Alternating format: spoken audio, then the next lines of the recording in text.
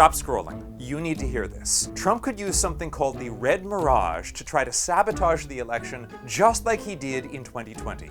So everyone needs to know about the Red Mirage and the Blue Shift. 3 key facts. Number 1, Republican votes tend to get counted first. I'll explain why, but what this means is that early on election night, Republicans appear to be doing better than they really are. Only 4% of the vote is in. Trump is ahead by 39,000 votes. This is the Red Mirage. But then, as more votes get counted, Democrats start to do better. It shifted in the last several hours. This is what's called the Blue Shift. Either party could win, but expect a stronger appearance for Republicans at the beginning than at the end. There's nothing mysterious about it.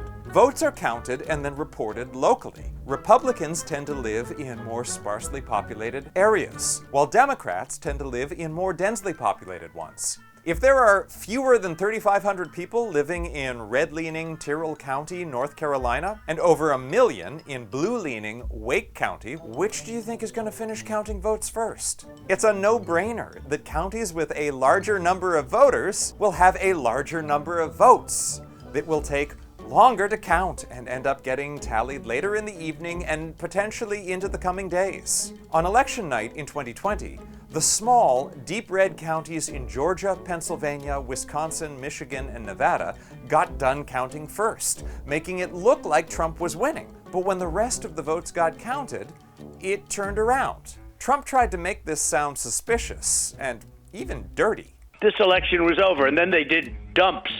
They call them dumps, big, massive dumps. And all of a sudden, I went from winning by a lot to losing by a little. But there's nothing out of the ordinary about the Red Mirage or Blue Shift, as the former political director of Fox News has testified. In every election, and certainly a national election, you expect to see the Republican with a lead, but it's not really a lead. So this Red Mirage, that's really what you expected to happen on election night. Happens every time.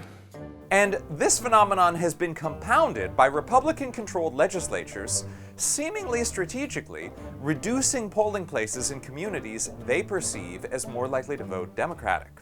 A study published ahead of the 2020 election found voters in predominantly black communities were 74% more likely to have to wait more than half an hour in line to vote. Guess what? The longer it takes to cast the votes, the longer it takes to count them. Number 2. Democrats are more likely to vote by mail.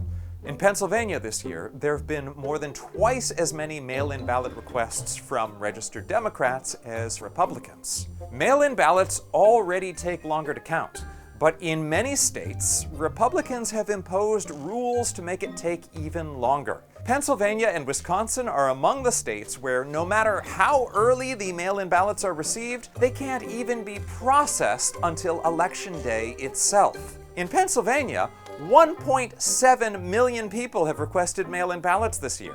How long do you think it takes just to open 1.7 million envelopes? Number 3, Trump is likely to use the Red Mirage on election night to prematurely declare victory while the majority of votes are still being counted.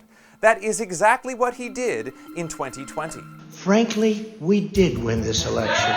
And evidence brought to light by the January 6th committee suggests this was a premeditated plot.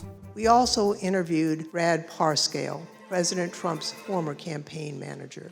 He told us he understood that President Trump planned as early as July that he would say he won the election even if he lost. In 2020, Trump tried to falsely claim that votes counted earlier in the night were somehow more legitimate than those counted later. He claimed that because he understood that the votes counted first would disproportionately come from his supporters. The Red Mirage is called a mirage because if you don't understand it, it's easy to be confused by it. That's why it's important that people know about it before any of the votes are counted, so no one is surprised by it. So please, share this video. Now chances are early voting has already started in your state, so why don't you put down your phone and go vote? I'm serious, what are you waiting for? You're still here, go, vote.